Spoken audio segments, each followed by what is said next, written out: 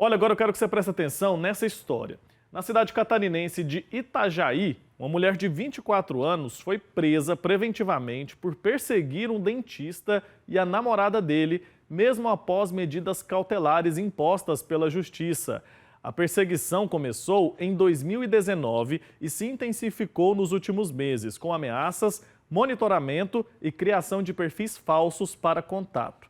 O caso chama atenção para o crime de stalking, previsto no Código Penal, e os riscos que esse tipo de perseguição pode trazer para as vítimas.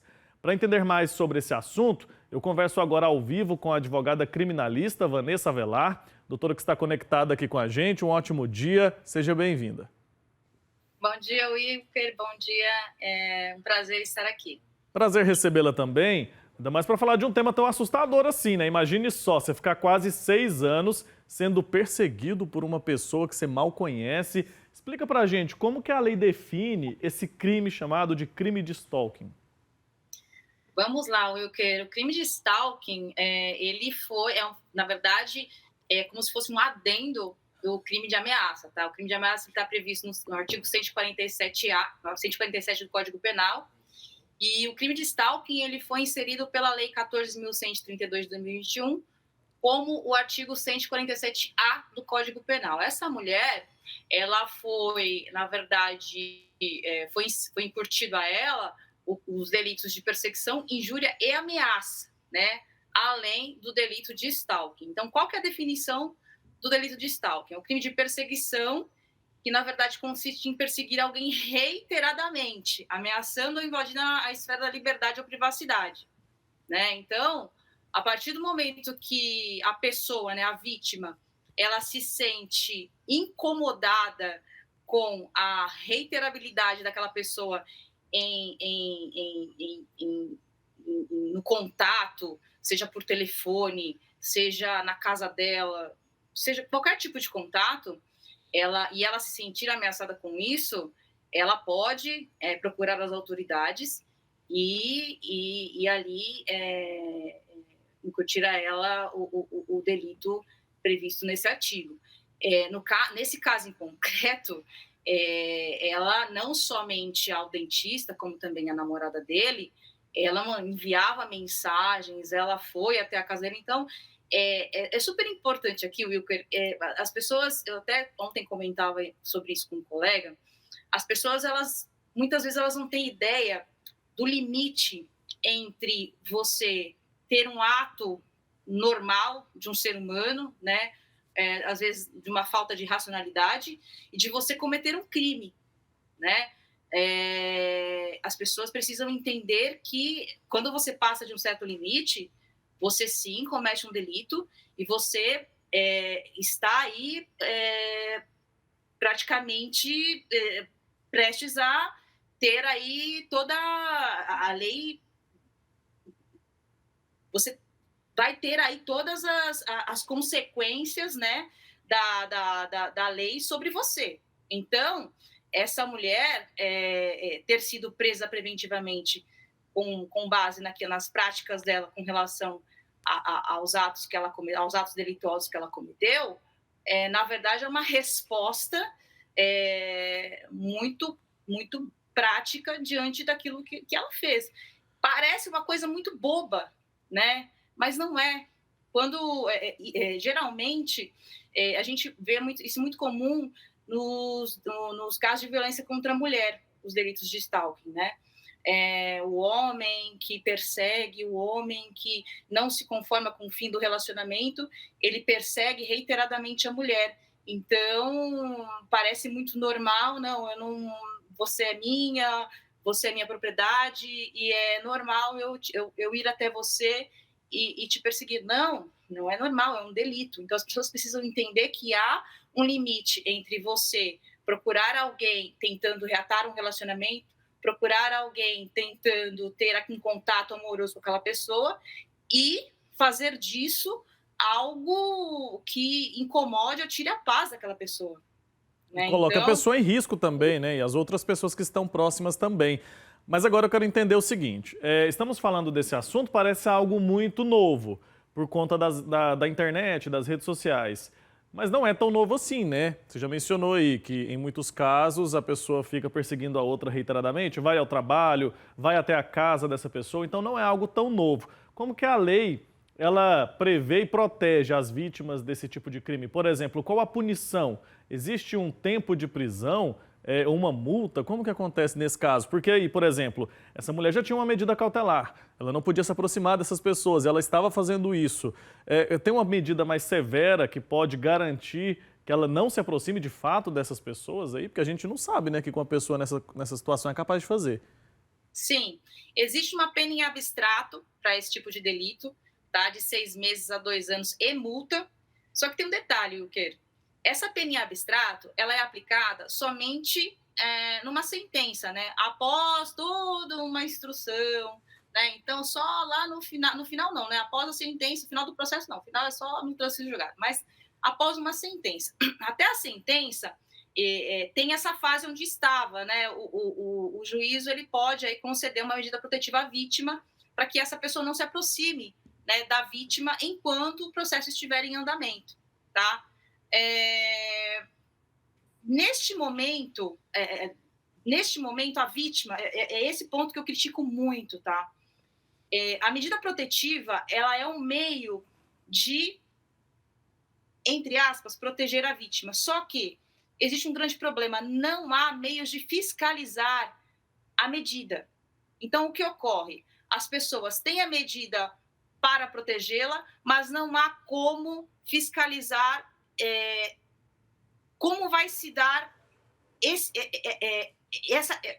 essa proteção.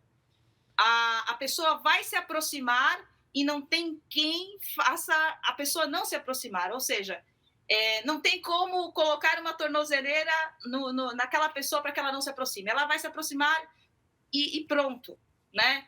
Esse é o problema. Então, teria que existir no judiciário uma forma de se fiscalizar a medida, não somente aplicar, não somente conceder, mas fiscalizar para que essa pessoa, de fato, não se aproxime da vítima. Porque acontece, como eu disse anteriormente, muito nos casos de violência contra a mulher, de o agressor se aproximar da vítima com medida protetiva ou não. E muitas vezes agredir, muitas vezes matar, né? E nesse caso em concreto, essa pessoa se aproximou das vítimas e continuou perseguindo. O que caracteriza essa perseguição reiterada, essa perseguição abusiva? De que forma que a justiça interpreta cada situação para entender quando se trata de um abuso, de uma perseguição de fato? Nesse caso em específico, como houve, né, a concessão da medida e ela desobedeceu, o juiz ele determinou a prisão dela porque entendeu que é uma pessoa que, de fato, não há como permanecer livre, né? Ela vai continuar incomodando até que pratique um delito pior, né? O delito pior seria incutir contra a vida da pessoa, né? Mas, assim, a questão por si só, Wilker, é o que eu estou dizendo. A pena em abstrato, ela só é aplicada na sentença. Até a sentença tem um tempo. Ainda assim, é possível recorrer da sentença em liberdade. Então, veja só, até que essa pessoa seja definitivamente presa, não há como você prever que realmente vai haver ali uma punição, que ela realmente vá ter aí uma punição e que ela vá ser tirada do meio social e, enfim, e não vá mais oferecer perigo àquela vítima. Muita coisa pode acontecer, né? Muita coisa pode acontecer nesse meio tempo. Então, qual seria aí, tá? Eu daria aqui uma opinião pessoal minha, que eu sempre falo no caso das minhas vítimas, né, das minhas clientes de violência doméstica. Deveria ter um meio de fiscalizar essas medidas, porque não adianta você conceder a medida protetiva sem que você fiscalize as medidas protetivas, né? Deveria ter um meio de fiscalizar, porque esses agressores não se aproximem das vítimas e para que o processo, a instrução, para que até a instrução processual realmente essas pessoas sejam definitivamente punidas e não se comprometa a instrução processual. E não é Então, possível que seja tão difícil fazer essa fiscalização, né? Hoje em dia a gente tem celulares com GPS, tem carro com rastreador. Talvez tenha alguma possibilidade, né, de garantir que as duas pessoas não se encontrem e que, se isso acontecer, alguém da justiça, alguém da polícia possa intervir ali para evitar que algo grave aconteça. E reunir provas é importante. Por exemplo, a justiça aceita prints, conversas. Que tipo de prova vale para uma pessoa fazer uma denúncia de perseguição? todo tipo de prova é importante, Wilker. Áudios. É o que eu falo, né? Também sobre essa questão da pessoa não saber o limite entre exercer o direito de liberdade de expressão e praticar crimes, né? WhatsApp é prova, a mensagem do WhatsApp é prova, áudio é prova, tudo é prova. Então, qualquer tipo de mensagem que você receba, seja por WhatsApp, seja por direct de Instagram, seja por Facebook, seja por qualquer tipo de meio de rede social, por telefone grave, receber uma ligação de ameaça, né, de alguém, de um algoz grave, e leve sim às autoridades, porque tudo é sim aceito como prova. Tem aquela questão, mas tem que ser aí, tem que ter um viés você precisa passar aí por um verifact, né, para verificar se realmente aquela prova é ou não, é falsa ou verdadeira. É vítima, é a vítima. A questão é, você guarde tudo e leve, independentemente de qualquer coisa. Por quê? Você está em situação de vulnerabilidade. Então, qualquer tipo de meio de prova que te faça que faça com que você saia desse meio de violência e te conceda o direito de ir até uma autoridade para exercer o teu direito de causa, faça, leve, guarde tudo e não deixe passar, porque é muito importante guardar tudo e levar tudo, independentemente de qualquer coisa. É isso aí, não duvidar também, né, doutora? Porque às vezes a pessoa faz uma ameaça, você acha que conhece, principalmente quando se trata de um ex-companheiro, uma ex-companheira. A pessoa às vezes faz uma ameaça, você não leva a sério, a pessoa continua perseguindo, aparece no trabalho, aparece em casa. É perigoso, porque a gente não sabe do que aquela pessoa é capaz. Hoje em dia, Sim. a gente não conhece as pessoas, então todo cuidado é pouco, tem que levar para a justiça, tem que levar para a polícia, para a gente se proteger, certo? E testemunhas também valem? Sem dúvida. É o que eu falo, Wilker, tudo. Eu costumo dizer que os sinais são importantes, né? Sempre são. Essa questão que você falou, né? Não se fie no seu não pense que as pessoas são confiáveis. Não pense. Se atente aos sinais, tá? Veja, guarde tudo, independentemente se você vai usar isso agora ou se você vai usar isso depois.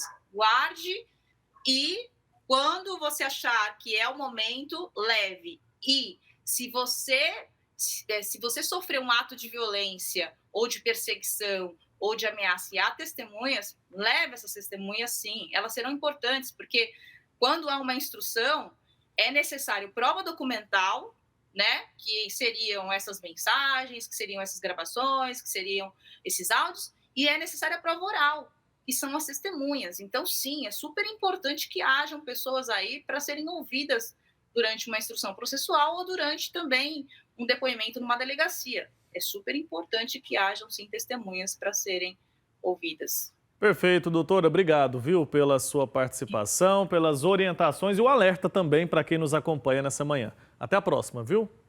Eu que agradeço. Tchau, tchau.